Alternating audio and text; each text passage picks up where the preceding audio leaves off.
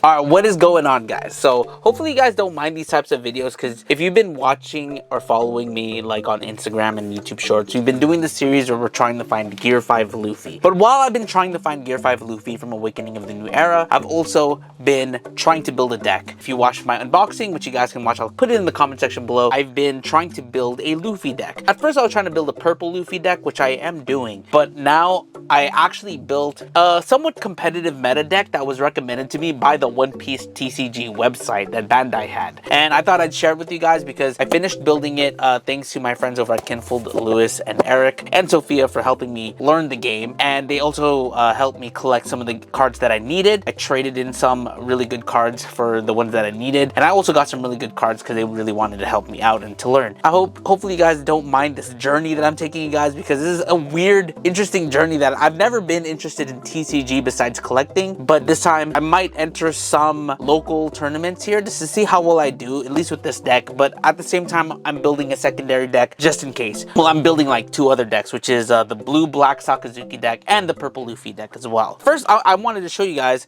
the cards that I have, and hopefully it won't be too glossy. Okay, so starting off, let me show you which leader I am running. This actually is from the 3 Captains deck, which you guys can find at stores at MSRP. A lot of stores have them, or a lot of card shops have them in stock. One thing that I realized about the One Piece TCGs is very expensive, and me building this deck was very expensive, but I consider it like a Christmas present to myself. So, and plus I get to like have fun in tournaments as well if I do plan on it, which I want to do. Like I said, I want to do some locals. So I am running 3 Captains Monkey D Luffy. He only has 3 lives, so you want to be as aggressive as possible and attack and finish the job as fast as possible. But he does have the upside of having 6,000 attack. I don't even know if it's showing or if it's just too glossy, but that is, he has 6,000 attack. But this is the 3 Captains Monkey D Luffy. What 3 Captains comes with, it comes with a Luffy, a Eustace Kid, and a Law as captains, and depending how you want to play, or which captain you want to play, determines how you're going to play the game. So since this is a red and purple card, you actually could use both red and purple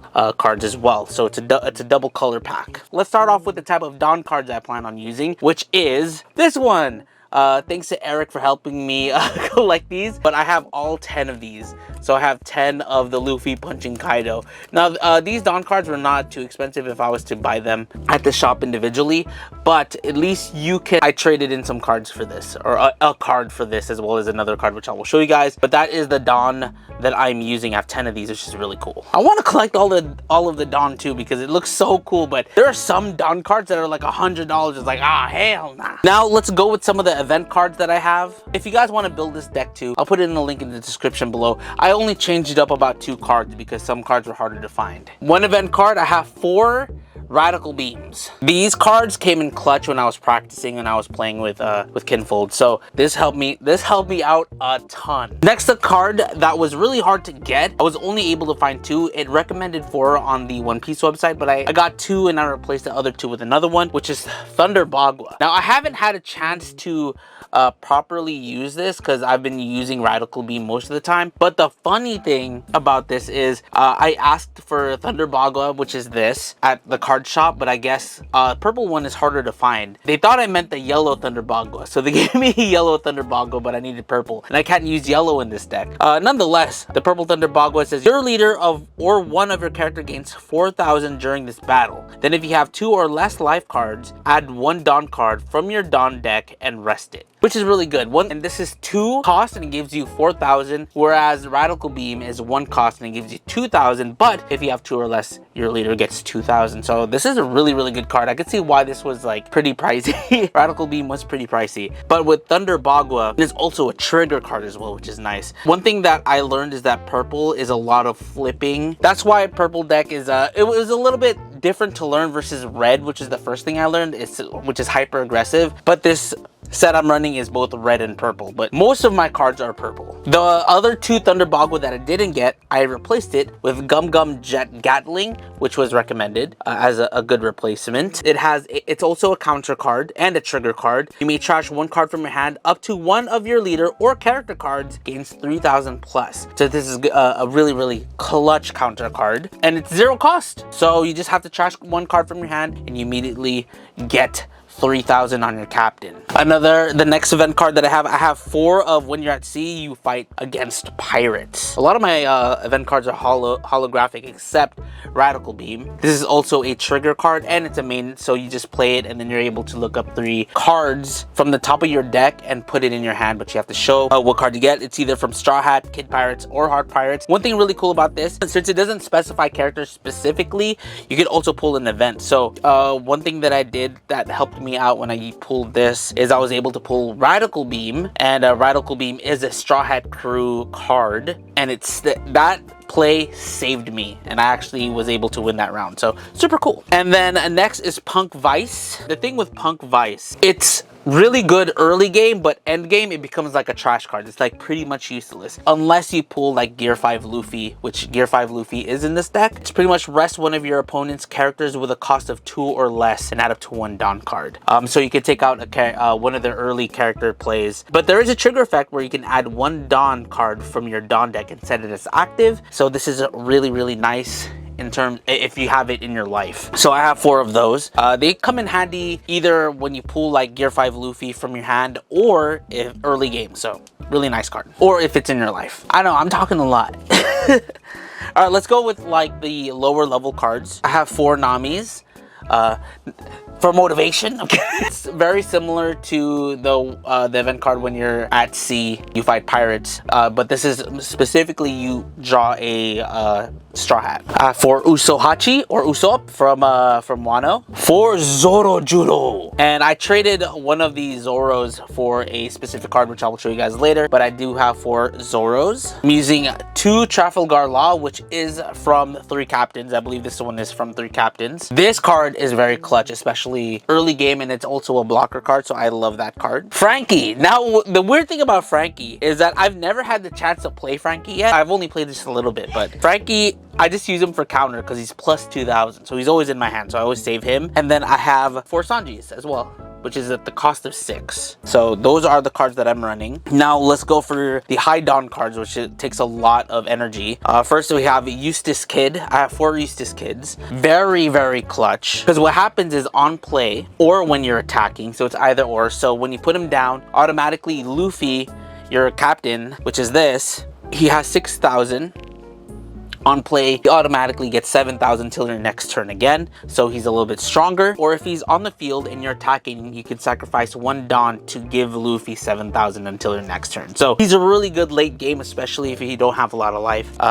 So I'm using Eustace Kid there. Now, one of the most expensive cards in my deck that I traded a lot for, because this is really expensive to get, and thanks to the boys for helping me get it, which is Whitebeard. This is one of the cards that I traded for. I traded Zoro and Bello Betty for 4 Whitebeards. Well, I bought 1 Whitebeard, but then they gave me 3. These are like $18 a piece, but chaining these with your leader Luffy is dumb as fuck. Like on play, he gives your captain plus 2,000 power, so he's at 8,000 until your next turn. So the strat that I learned, at least with this deck, is that I have to try to get him, I have to get Whitebeard out as fast as possible. If I get him out as fast as possible, I pretty much feel more solidified. And if I have 2 on field like I did one time, that's pretty stupid. IMO. Next, this card came from the 3 Captains deck, which is 2 Monkey D. Luffy cards at the cost of 10. It is a rush card, so I can use him immediately as on play, which is very nice. When your opponent activates a blocker, so if they want to block, KO up to one of your opponent's characters with 8,000 power or less, which is really nice late game. Then the Piece de Resistance, which I have yet to play, which is 2 Gear 5 Monkey D. Luffys. I know there's a Hunt, my series, but it's not these. These are the basic Gear 5 Monkey D. Luffys. We're trying to get the one that's worth 1,700, which we probably won't get.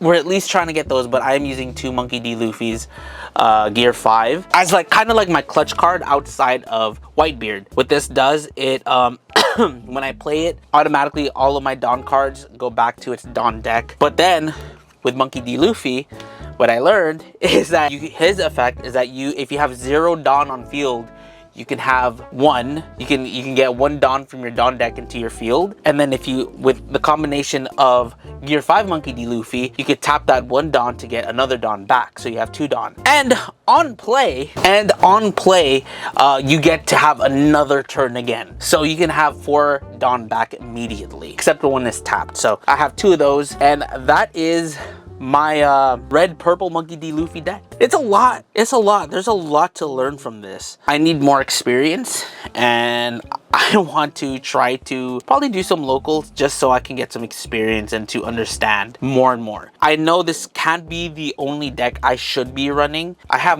of course, my starter deck, my 3 captains deck, but in terms of like a competitive deck, this is my only one, because the blue-black Sakazuki deck that I do want to build is even harder to build than this one and more expensive, which, no, we'll wait. We'll wait. I'm a Luffy simp, so I wanted to build Luffy first. And I also have the yellow deck that I'm trying to build, and then the purple Luffy deck, which is a lot easier to build, I think, the purple Luffy deck. But the issue with that is a lot of the cards that would be going to that purple Luffy deck I'm using for this deck, and I kind of want to have my own separate thing, so I do have to get some duplicates here and there. Nonetheless, very excited after playing this past weekend, and thanks to, you know, the Kinful team for teaching me how to play. I had a blast. A lot of math involved, but I definitely want to play more. Let me know if you guys are playing One Piece TCG, if you guys are interested in playing One Piece TCG. This might be the last One Piece TCG video for a while. Maybe I'll do one where I'm talking about how I did in the tournament, and it's probably not gonna be good. But like I said, this is a learning experience. This is my first time actually getting into something like this, and you know, like, the people in the One Piece TCG community have been so freaking welcoming. So like, it doesn't deter me. It makes me want to like play more and to meet more people. So anyways, guys, that is my One Piece update, my One Piece addiction update.